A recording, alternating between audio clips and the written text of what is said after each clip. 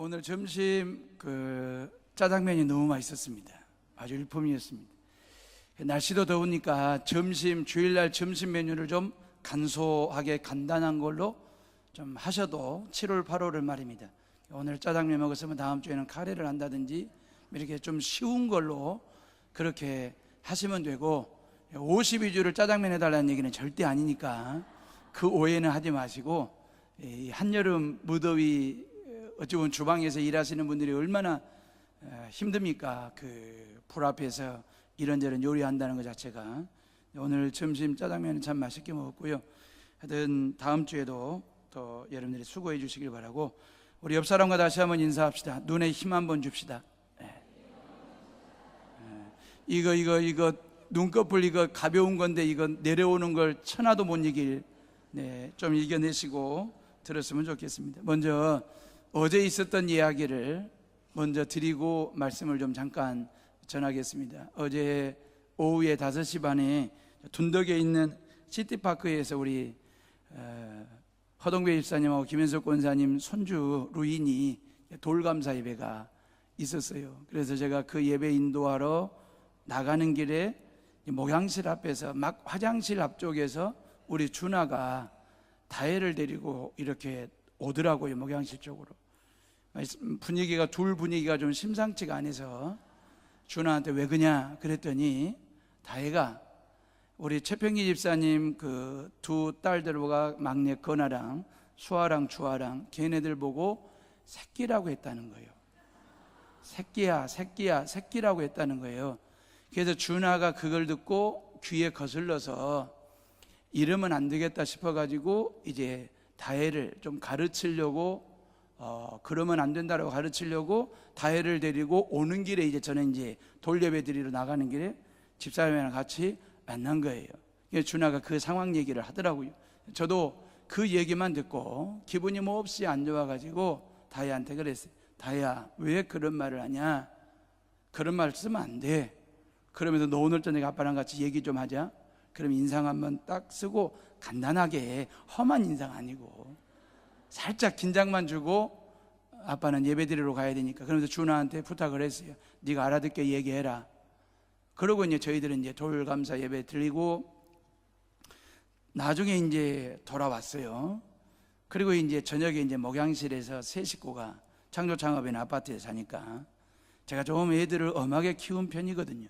엄하게 키워서 애들한테 미안하기도 하지만 그 엄하게 키운 것이 그래도 저 정도 반듯하게 컸는지는 그런 점에서는 감사하기도 한데, 다혜도 제가 좀 엄하게 할 때가 있거든요. 지네 오빠 둘이 엄할 수도 없고 엄마도 그럴 만한 성격도 안 되고 저도 그럴 성격이 안 되지만 저라도 해야 되겠길래, 그래서 어제 저녁에 다 업무 끝내고 한 10시 반이나 돼서 목양실에 세 식구가 누웠습니다. 집사람 눕고 다혜 눕고 제가 이렇게 눕고 셋이 누워서 셋이서 이런 불 꺼놓고 이런저런 도란도란 얘기를 좀 하다가 제가 다혜한테 그랬습니다. 아빠가 너한테 할 말이 있는데, 제가 딱 이랬거든요. 아빠가 다혜한테 할 말이 있어. 그랬더니 새끼라고 한 거 그 말 하려고 하지 그러더라고요. 다혜가. 지는 지금 아빠가 돌예배 드리러 가면서 오늘 저녁에 너랑 같이 할 얘기가 있다, 인상 한번 딱 쓰고 간 게 지한테는 지금 상당히 부담이 스러웠던지, 아빠가 언제 그 말을 끄집어낼는지 아마 기다렸는지는 몰라도, 제가 밤중에 불 꺼놓고 누워서 세 식구가 아빠는 다혜한테 할 말이 있는데, 그랬더니 새끼라고 한 거 그 말 하려고 그러지 그러더라고요. 그래서 제가 그랬습니다. 다혜야, 동물들이나 짐승들한테 새끼를, 그러니까 토끼가 새끼를 낳는다, 돼지가 새끼를 낳는다, 동물이나 짐승들한테 새끼라는 말을 쓰는 거야. 돼지가 뭐 아들을 낳았다, 뭐 여자를, 이런 말 안 쓰잖아. 낳았다는 말은 안 쓰고, 돼지가 새끼를 낳았다, 토끼가 새끼를 낳았다, 병아리를 낳았다 그러는 거지, 새끼를 낳았다 하지 사람한테는 새끼라는 말을 쓰는 게 절대 아니야. 쭉 얘기를 했습니다. 그랬더니 다혜가 하는 말이 자기도 알겠다는 거예요. 그러면서 뭐라고 얘기하냐면, 아빠, 근데 누구누구 권사님은 왜 내 엉덩이를 때리면서 내 새끼 그래? 그러는 거예요. 그러니까 지금 다혜는 헷갈리는 거예요, 지금. 예, 우리가 준하가 듣기에, 제가 듣기에 수아나 주아 건아한테 새끼야 한 것은 욕으로 해서는 안 될 말로, 그 들으면 안 될 말로 저희들은 그렇게 알아들었는데 다의 마음속에는 그 생각이 아니었어요. 그러면서 아이가 그 말을 해요. 아빠, 우리 누구누구 권사님은 내 엉덩이 때리면서 아이고 내 새끼 그러나 왜 나한텐 새끼라고 그래? 그러는 거예요. 그래서 제가 참 어떻게 설명을 해야 될지 너무 궁색한 거예요. 다시 말하면 어른들 입장에서 애기들한테 다혜야, 그건 네가 이 말까지 나왔습니다. 우리 흔히 어른들의 입장에서 그 이뻐서 하는 소리야, 이 말이 아이한테까지 네 이해를 해야 돼, 네 알아들어야 돼. 이건 너무 일방적인 가르침이잖아요. 어른들의 입장에서 제가 설명할 방법이 없는 거예요. 입에서 딱 들어, 그건 네가 그러고는 더 이상 이건 어른들 입장에서 교육하는 거잖아요. 그 6살짜리 딸내미가 어른들이 자기 엉덩이에 토닥거리면, 저는 그게 나빴다는 얘기하면 다혜도 그게 싫었다는 얘기는 절대 아닙니다. 교육에 대한 이야기를 제가 하려고 지금 예를 들어 말씀을 드리는 거예요. 그러면 제가 집사람한테, 오이, 당신이 좀 설명 좀 해봐. 집사람도 아무 말을 못하고 이 아이에게, 우리는 지금 여기 중고등부 학생들, 청년들 다 있지만, 그거 네가 이뻐서 그냥 엉덩이 또닥또닥 하면서 내 새끼 한 거지, 다 이해가 되는 거잖아요. 근데 6살짜리한테 그렇게 설명하기에는 어른 입장에서, 아빠 입장에서 너무 궁색한 거예요. 변명 같아가지고. 그래가지고 한참을 말을 못했습니다. 그리고 이 녀석한테 뭐라고 설명을 해줄까, 그런 얘기. 그러면서 다혜의 본심을 알게 되니까 제가 마음이 놓인 거예요. 이 녀석은 남들 보고 새끼야 한 것은 욕이 아니었어요. 어른들이 나를 그렇게 이뻐하듯이 나도 지금 이뻐서 하는 소리다, 그 이야기였거든요. 교육이라고 하는 것은 일이 중요한 거구나. 어른들의 말 한마디가, 어른들의 행동 하나가 아이들에게는 그대로 복습이 되고 예습이 되고 답습이 돼가지고 그게 체질화가 되겠구나. 자기 나름대로 자기 스스로 인지하지 못하고 인정하지 못할 나이가 되면 아무한테나 새끼야 할 수도 있겠구나. 그게 어른들이 들을 때에 거슬리는 말처럼 들리지만 지 깐에는 너무너무 이쁘니까, 너무너무 좋으니까 그렇게 표현한 건데 어른들은 그게 싫었던가 보다. 설명을 해줬습니다. 예. 성경학교를 합니다. 여름 성경학교. 성경학교입니다. 그 안에 율동도 있고 새로운 찬양도 있습니다. 다양한 레크레이션이 있고 다과를 나누고 음식을 먹으면서 교제하는 시간들도 있습니다. 근데 성경학교입니다. 성경이 중심이 돼야 됩니다. 찬양율동, 성경을 위한 보조적인 엑스트라와 같은 겁니다. 레크레이션, 친교하고 교제하고 다양한 게임을 하고 물놀이를 하고, 이 모든 것들은 성경의 주인 되신 오직 예수 그리스도 그분만이 도드라지게 드러날 수 있도록 하기 위한 보조적인 수단이지, 성경과 주 계기 전도가 되면 안 됩니다. 바뀌면 안 된다, 그 말이에요. 성경학교라고 했으면 성경학교답게 성경의 주인 되신 예수 그리스도 말이에요. 성경을 우리는 영어로 바이블이라고 얘기하잖아요. 바이블이라고 하는 말 자체가 원래 책이라는 뜻입니다. 책이라는 뜻인데 이걸 하나님의 말씀, 다시 말하면 후대 사람들이 성경이라고 하는 고유명사로 쓰게 된 거예요. 그래서 성경책만 바이블이라고 얘기하지, 다른 잡다한 여러 가지 의학, 과학과 관련된 여러 가지 고차원적인 학문과 지식을 담아놓은 책을 보고 바이블이라고 얘기는 안 합니다. 성경 안에 뭐가 있는데요? 하나님의 말씀이 있습니다. 그 말씀을 헬라어로 로고스라고 얘기합니다. 로고스는 뭘 두고 하는 사람이냐면 예수 그리스도를 로고스라고 얘기하는 겁니다. 성경 안에 뭐가 있습니까? 하나님의 말씀이 있습니다. 로고스, 바로 예수 그리스도 그분이 계십니다. 성경의 주제, 성경의 핵심, 성경의 어떤 그 주체, 정신, 이것은 바로 오직 예수 그리스도 그분만이에요. 성경 66권을 보약 삶듯이 꼭 삶아가지고 보약을 쥐어짜서 꽉 쥐어짜면 딱 두 단어가 두 말이 똑똑 떨어지는 예수 떨어집니다. 예수가 떨어지지 않으면 그것은 가짜 복음이든지 다른 복음이 섞였든지 그럴 겁니다. 이 성경이 저와 여러분들 손에 들려져 있다. 애들 손에 들려져 있다. 그 성경을 가지고 성경학교를 한다, 성경 캠프를 한다, 신앙수련회를 한다라고 하는 것은 믿지 않는 넌크리스천들이 경험할 수 없는 축복 중에 축복이고 은혜 중에 은혜입니다. 성경학교, 교회학교가 임지영 목사를 만들었습니다. 성경학교와 이 교회학교 교사들과 또 목사님들의 수고를 통해서 여러분들의 신앙이 여기까지 온 겁니다. 성경은 그리 중요한 책입니다. 그래서 바이블이라고 하는 고유명사를 쓰게 된 겁니다. 근데 성경은 참 신비로운 책입니다. 가장 긴 역사 동안 출판된 책 성경입니다. 가장 1년에 가장 많은 언어와 가장 많은 모양으로 출판되는 책이 성경 바이블입니다. 그리고 1년에 가장 많이 팔리는 책 성경입니다. 신비롭죠? 또 하나의 신비가 뭔지 아십니까?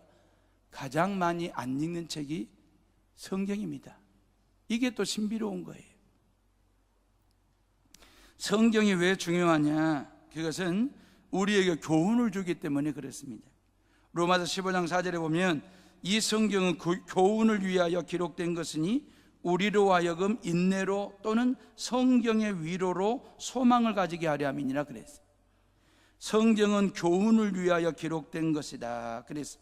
디모데후서 3장 16절 모든 성경은 하나님의 감동으로 된 것으로 교훈과 책망과 바르게 함과 의로 교육하기에 유익하니 그랬습니다. 중국인들에게 성경이 들어갔습니다. 복음이 들어갔습니다. 중국 사람들은요, 성경이 들어오기 전에, 복음이 들어오기 전에, 성경을 읽기 전에 그들은 이 땅의 최고의 책이 사서삼경이라고 생각했습니다. 그래서 경자를 붙인 거예요. 사서삼경 말입니다. 근데 성경을 읽어보니 이건 사서삼경을 초월하는 책이에요.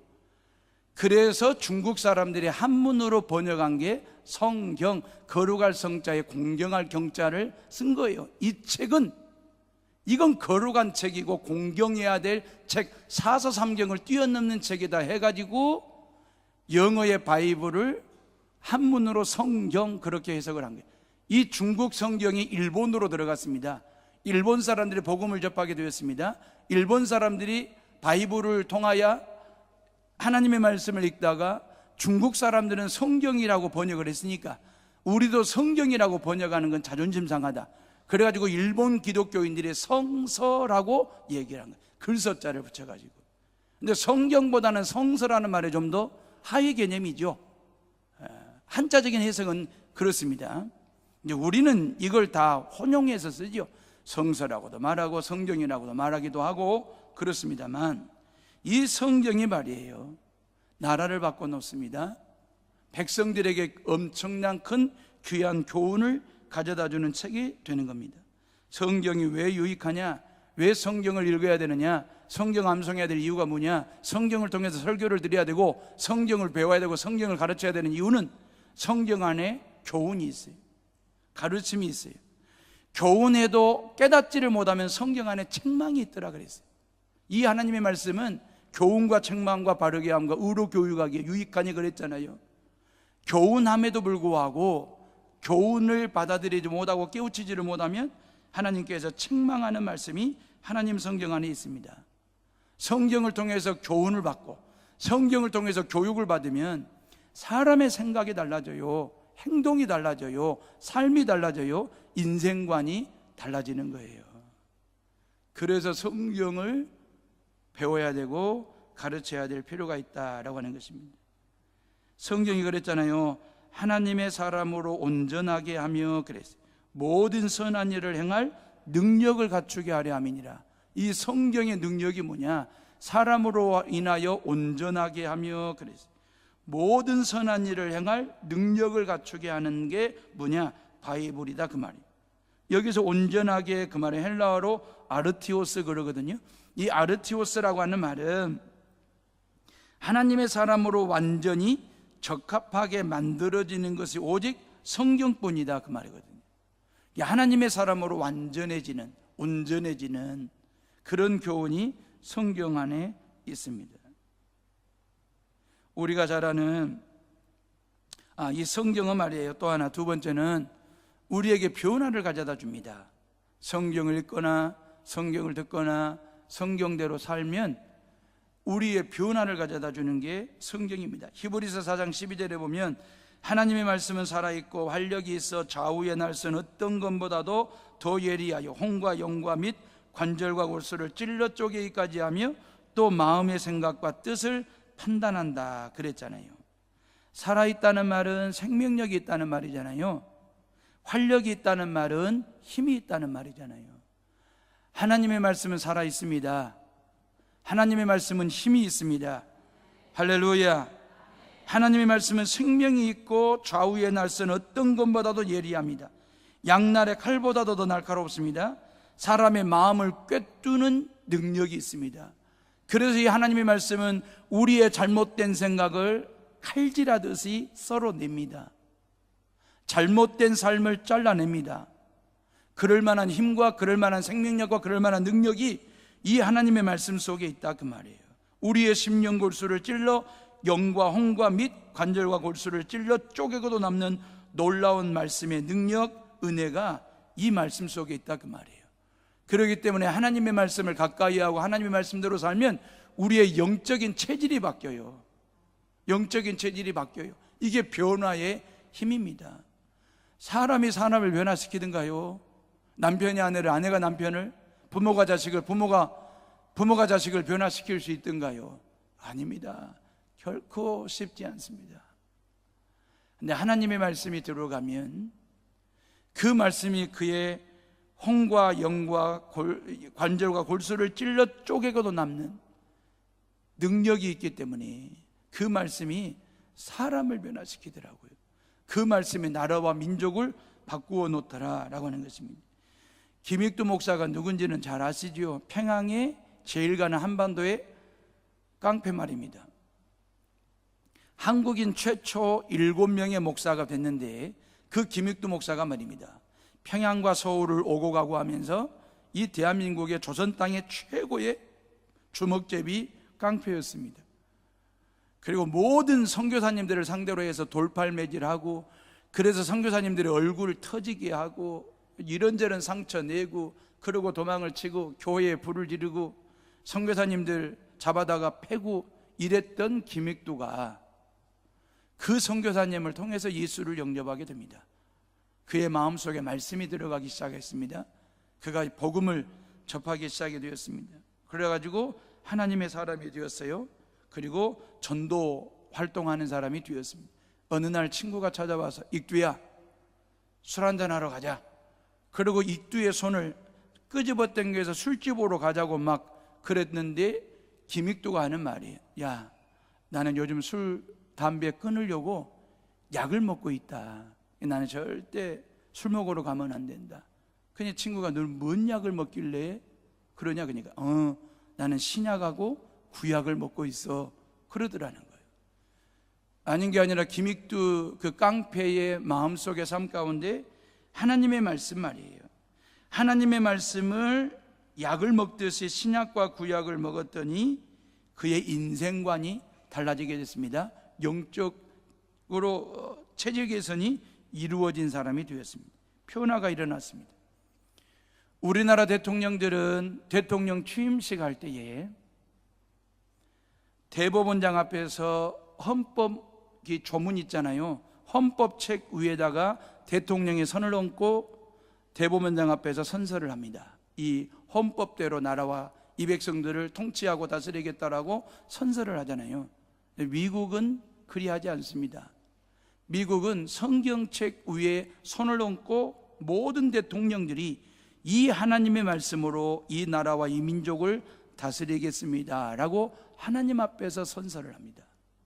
그 성경책이 조지 워싱턴 말입니다. 1789년 초대 미국 대통령이었던 조지 워싱턴이 봤던 그 성경책 위에다가 모든 대통령들의 손을 얹고 내가 이 나라와 이 민족을 이 말씀대로 가르치겠습니다 라고 이야기를 합니다.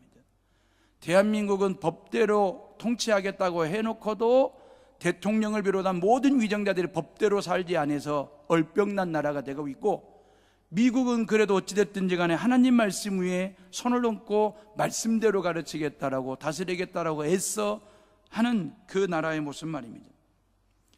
종교개혁자 마틴 루터가 말씀을 읽고 변화가 됐습니다. 전도자 요한 웨슬리가 말씀을 보다가 변화된 사람이 되었습니다. 슈바이자가 하나님의 말씀을 읽고 은혜를 받고 아프리카로 하나님의 십자가를 들고 들어가는 사람이 되었습니다. 사람을 그렇게 바꿔놓는 놀라운 능력, 힘이 바로 이 말씀 속에 있다라고 하는 걸 꼭 기억할 수 있기를 간절히 바랍니다.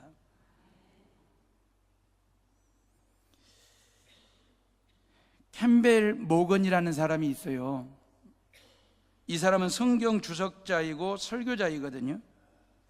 영국을 방문한 전도자 무디를 통해서 예수 그리스도를 영접하게 됐습니다. 그리고 이 캠벨 모건이 12살 때부터 13살 때부터 복음을 전하고 설교하는 그런 사람이 되었어요. 정규 신학 교육을 받은 것도 아니고, 근데 열정적으로 성경을 연구하다가 성경 주석가가 됐고 성경 설교자가 된 거예요. 그럼에도 불구하고 이 캠벨 모건이 마음속에 많은 영국의 웨스트민스터 교회 담임 목사임에도 불구하고 그의 설교를 듣고 수많은 영국 사람들이, 세계인들이 하나님 앞에 돌아옴에도 불구하고 자기도 모르게 자기 마음속에 하나님의 말씀에 대한 의심이 또아리를 들기 시작하더라는 거예요. 그러면서 그때 당시 찰스 다윈에 의해서 이 이야기, 그 다음에 존 틴달, 토마스 헉슬리, 허버트 스펜서와 같은 이런 과학자들의 책들로 인하여 이 캠벨 모건의 생각이 흔들리기 시작한 거예요. 성경을 가지고 연구하던 사람이 이런저런 다양한 책들을 통해서 또 그들의 강연과 토론에 참석하면서부터 혼란스러워지기 시작한 거예요. 그러면서 정상적인 설교를 할 수가 없었어요. 그 목회의 최대 시련이 왔습니다.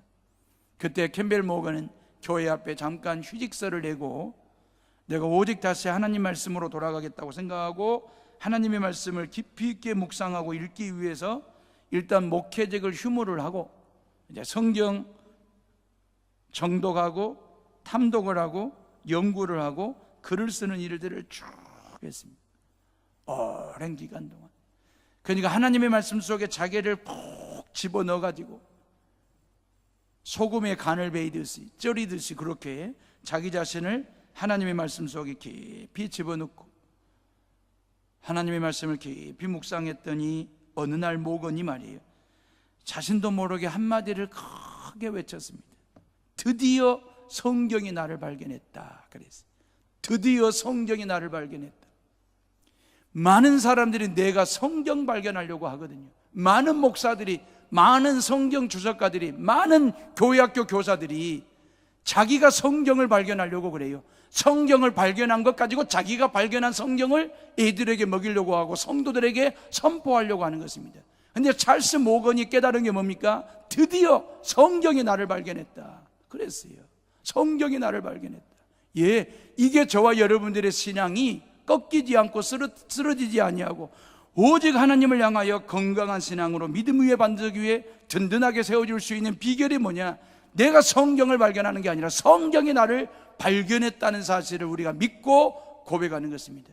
2016년 여름 성경학교 신앙수련회, 특별히 전국 각지에서 몰려들 이 미자립교회 청소년들이 2박 3일 동안의 모든 수련회를 통해서, 비전 캠프를 통해서 하나님을 발견하고 예수님을 발견하고 성경을 발견하는 것보다도 예수님의 나를 발견하시고 하나님의 나를 찾아보시고 성경의 나를 발견했다라고 하는 놀라운 이 엄청난 축복과 은혜 가운데 말씀 앞에 반듯하게 바로 서게 되는 놀라운 은혜의 역사가 있기를 간절히 바랍니다. 미국의 신본주의 신학자 조디 피바디가 사무실에서 소년에게, 자기를 도와주는 서빙하는 소년에게 성경책을 가져오라고 얘기를 했더니 이 소년이 성경책을 들고 오다가 그만 성경책을 방바닥에, 땅바닥에 떨어뜨리고 말았어요. 그때 피바디가 한 말이 있습니다. 애야, 성경을 소중히 여겨라. 지금은 네가 성경을 들고 다니지만 네가 늙으면 성경이 너를 데리고 다닐 때가 있을 것이다 그랬어요. 여러분들이 매 주마다 하나님의 성전에 나올 때에 성경 찬송 여러분들이 챙겨 들고 나오는 것 같지만 아니에요. 피바디 말대로 한다면 성경책이 여러분들을 끌고 다니고 성경책 바이블이 여러분들을 이 성전까지 데리고 다닌다라고, 데리고 왔다는 사실, 그 믿음을 갖고 말이에요. 성경이 나를 발견하셨습니다. 그 성경이 나를 여기까지 인도하셨습니다 라고 하는 믿음을 갖고 살아가는 우리 교회학교 교사들 전부가 다 되시기를 바라고, 해오름의 성도들 다 되시기를 주의 이름으로 축복합니다. 축복합니다.